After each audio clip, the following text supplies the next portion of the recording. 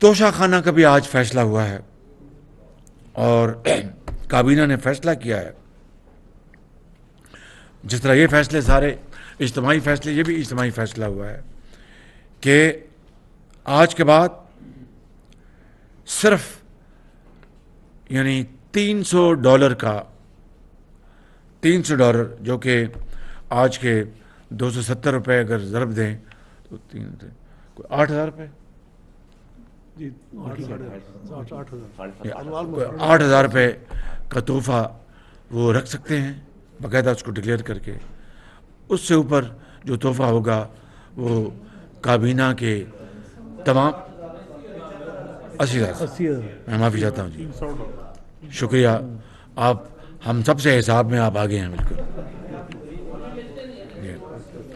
تو thank you. 80,000 میں مشکور ہوں.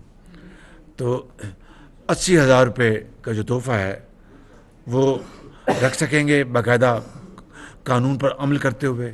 اس سے اوپر کا جو تحفہ ہے وہ جمع ہو جائے گا اور وہ پاس ہم نہیں رکھ سکیں گے، مجھ سمیت کابینہ، پوری کابینہ. یہ آج کے فیصلے ہیں. اور جو جی مہربانی. اور توشہ خانہ کا جو ریکارڈ ہے وہ ہم قوم کے سامنے اس کو پبلک کر رہے ہیں تاکہ قوم خود وہ دیکھ لے گی. وہ اپنے جو ان کی سرکاری ویب سائٹ پہ ہے کہ توشہ خانہ میں جو تحائف آئے ان کی کیا تفصیل ہے، وہ ساری کی ساری اپنا طول عرض میں کراچی سے لے کے پشاور تک ہر آدمی، ہر ادارہ، ہر فرد، ہر اتھارٹی اس کو دیکھنے کی مجاز ہوگی. اس کو ہم باری سوال کر آپ باری سوال کر جی میں آپ کو جی سب ایوان صدر کی بھی جی کہ کیا خالی وزیر اعظم نے کٹہرے میں ٹھہرنا ہے، ایوان صدر نہیں. وہ سب کے سب تحفے وہ اپنا جو ہیں اس کا ریکارڈ جاری کر دیا جائے گا. وہ پبلک ریکارڈ ہے، سب کو اس کا حق ہے کہ اس کو وہ جانے اور پھر پوچھ سکے. میں ان معروضات کے ساتھ آپ کا بہت شکریہ ادا کرتا ہوں. اور اب اگر سوالات ہیں، میری گزارش اس کو رپیٹ نہ کیا جائے تو مریم اورنگزیب صاحبہ اس کو کنڈکٹ کریں گی. تو جی شکریہ. پرائم منسٹر صاحب. ثناء اللہ ڈان ڈان کا ڈیو ہے. جناب وزیر اعظم، Behzad Salimi, news 1 T V سے. میرا سوال یہ ہے کہ آپ نے جو ایک تو توشہ خانہ کے حوالے سے کہا، کیا یہ صرف سولین جو قیادت ہے اسی پر اس کا اطلاق ہوگا، یا جو ایک بل قومی اسمبلی میں سینٹ میں پیش کیا گیا تھا اس میں تو یہ تھا کہ تمام جتنے بھی سول عسکری جو بیوروکریسی ہے ان پر بھی پابندی ہوگی توشہ خانہ کے گفٹس کے حوالے سے، اور اسی طرح اعلیٰ جوڈیشری میں بھی ہوگی. ایک تو اس کی وضاحت کر دیں کہ یہ جو پابندی ہے گفٹس لینے کی، کیا یہ صرف وزیر اعظم، صدر اور سول بیوروکریسی تک ہے؟ اور دوسرا یہ کہ جو افسر شاہی کا نظام ہے اس کو کیسے ختم کریں گے؟ اسلام آباد کلب آپ دیکھتے ہیں، اربوں روپے کی پراپرٹیز ہیں اس طرح کی، جو یہاں جو ہم دیکھتے ہیں کہ وہ جا کے افسر شاہی جو ہے یاشیاں کرتی ہے، تو عام آدمی تو وہ ساری صورتحال میں دیکھتا ہے کہ کوئی تبدیلی نہیں ہے رویے میں. تو اس ساری صورتحال میں ان پراپرٹیز کے حوالے سے کب فیصلہ لیں گے؟ میرا خیال ہے کہ آج کے جو فیصلے ہیں یہ اس کے ایک دور رس اس کے نتائج انشاءاللہ ہوں گے. آسٹیریٹی کے حوالے سے، کفایت شہری کے حوالے سے، اس میں کوئی دو رائے نہیں ہے.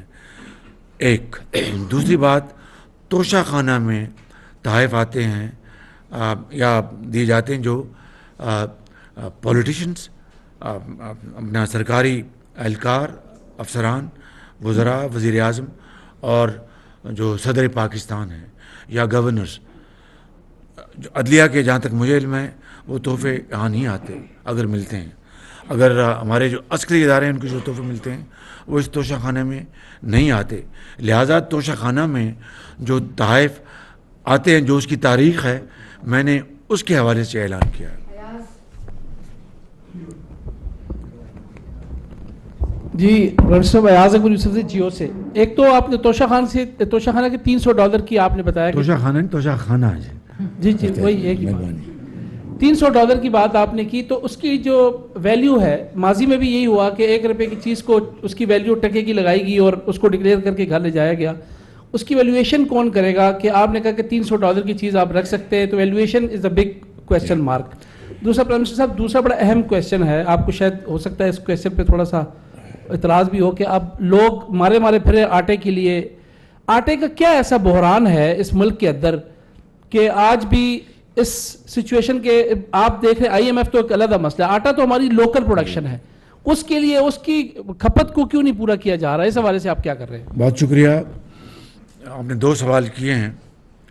पहला तोशाखाना के हवाले से, तो इसकी बाकायदा थर्ड पार्टी यानी इंडिपेंडेंट थर्ड पार्टी जिसका हुकूमत से कोई ताल्लुक़ नहीं है, वो इनकी कीमतों की वो अपना डिटर्मिनेशन करेगी, इंडिपेंडेंट थर्ड पार्टी। लिहाजा अगर थर्ड पार्टी इसमें है तो फिर मेरा ख्याल है कि सबको इसके ऊपर मुतमिन हो जाना चाहिए कि थर्ड पार्टी जो वैल्यूएशन है वो हम कौम के सामने रखेंगे। दूसरी बात आपने की आटे की, गंदम की। आज भी मैं आपको कह सकता हूँ अल्लाह ताला के फजल करम से गंदम के, अगर गंदम और आटे में फ़र्क है, गंदम से आटा बनता है। अगर गंदम के स्टॉक्स में अगर कमी खुदा न खास्ता होती तो मैं आज कटहरे में खड़ा होता और मुझे कटहरे में खड़े कर सकते थे। आज भी अल्लाह ताला के फजल करम से पास्को जो फेडरल इदारा है, गवर्नमेंट ऑफ पाकिस्तान ने अरबों डॉलर खर्च करके गंदम मंगाई है और कहीं किसी सूबे में गंदम की कमी नहीं है। आटा जो बुनियादी तौर पर सूबों का काम है, ये अपना वफाक की जिम्मेदारी नहीं, लेकिन उसके बावजूद भी जो इंटरिम गवर्नमेंट्स हैं और सिंध की जो गवर्नमेंट से मैंने बाकायदा मीटिंग्स की हैं और उनसे कहा कि ये जो उनके यहाँ ये जो कोई कैफियत है और जो लाइनें लगी हैं, क्योंकि उसमें कमी आई है, लेकिन आपकी बात दुरुस्त है, वो ख़त्म होनी चाहिए उसमें कोई। और अब देखा कि पंजाब की मिलों ने हड़ताल पे आए, क्यों आए? जब उनको सख्ती की गई, यानी आप जानते हैं कि ऐसी मिलों की कोई कमी नहीं है। मैं ज़ाती तौर पर उसके गवाह हूँ कि जो कागज़ में हैं और बरसात में मेंढक की तरह वो अपना बाहर आ जाते हैं ताकि वो ब्लैक मार्केटिंग करें। अब ये सुबह इसके ऊपर लगे हुए हैं।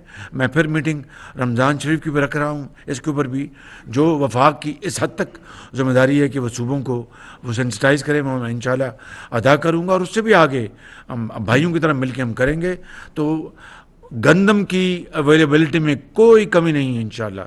अभी चंद दिन पहले हमें बाद सूबे ने कहा हमें गंदम मज़ीद चाहिए, हमने उनको दे दी क्योंकि हमारे स्टॉक्स में गंदम मौजूद है जो कि अरबों डॉलर से मंगवाई गई है। तो ये मैं आपसे गुजारिश करूँगा कि जब आप सूबों में जब बात हो तो ये सवाल वहाँ पर ज़रूर किया कीजिए। चौधरी साहब जी। आपने आवाम के मुंतखब नुमाइंदे हैं, आपने तो अपनी तरफ से तनख्वाहें ना लेने का भी ऐलान कर दिया, दीगर मराद भी छोड़ दी, लेकिन बहुत से सरकारी महकमे हैं वफाकी जिनके मुलाजमीन को, जो बड़े मुलाजमीन हैं उनको 300, 400 यूनिट जो हैं बिजली के फ्री मिलते हैं, पेट्रोल मिलता है उनको, उसकी सीलिंग है। तो उस वाले से भी कोई फैसला किया है कि उसमें कमी की जाए, बंद किया जाए ताकि वो भी हिस्सा डालें इस ऑस्टेरिटी की मुहिम में? आपने देखा कि जो अलाउंसेस हैं, जो मेडिकल अलाउंस है, हेल्थ अलाउंस है, एजुकेशन अलाउंस है, या वो तो इंटैक्ट हैं। उसके अलावा जो ऐसे अलाउंसेस जो कि इस ज़माने में नहीं आते थे, उनके ऊपर आपने देखा कि उसमें कटौती का कहा गया है ताकि अखराजात कम हों। लेकिन देखें गरीब आदमी, अब ग्रेड 18 का जो अफसर है या 19 का अफसर है, उसकी आज जो तनख्वाह की जो वैल्यू है वो क्या रह गई है। लिहाजा मैं समझता हूँ कि इस सख्ती के दौर में हमें उनको मज़ीद बोझ नहीं डालना चाहिए। हमने जो आज का जो ये प्लान बनाया है, अगर ये कामयाबी से हम आगे ले गए तो फिर इंशाअल्लाह जो अशराफिया उनके ऊपर हम मज़ीद बोझ डालेंगे इंशाअल्लाह।